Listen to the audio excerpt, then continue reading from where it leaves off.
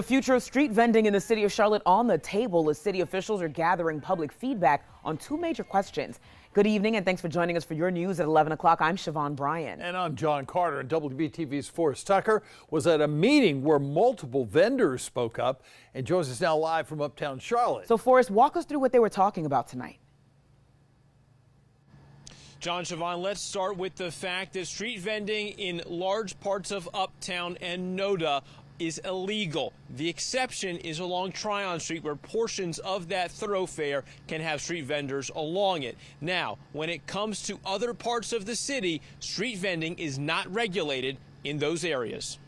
At it from a vendor's perspective and a business perspective, and also from a civilian citizen perspective. Street vendors like Jalik Gerlitsky, who sells vintage clothes, are in opposition of two measures posed to the community by the city of Charlotte on Tuesday. The first is whether or not street vending should be regulated outside of where it is already illegal. The second is should illegal street vending come with a criminal charge instead of a civil infraction.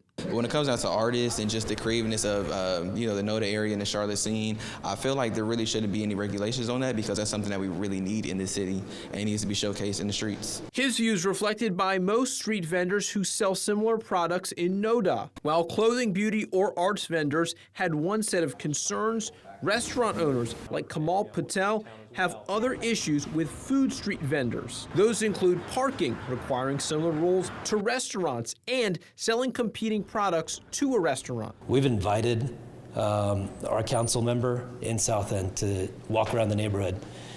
One of my one of my fellow business owners has invited city council members. They haven't joined us. Those in attendance agreeing that food vendors and merchandise vendors are impacted in different ways by the questions posed, meaning that this is not a one-size-fits-all solution. The long-term solution is, the way that I see it, is providing small business owners the opportunity to become brick-and-mortar business owners.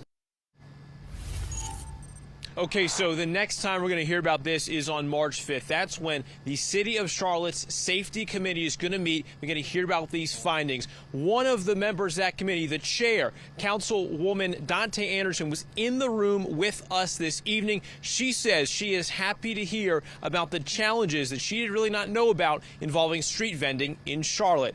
Live in Charlotte, Forrest Tucker, WBTV, on your side.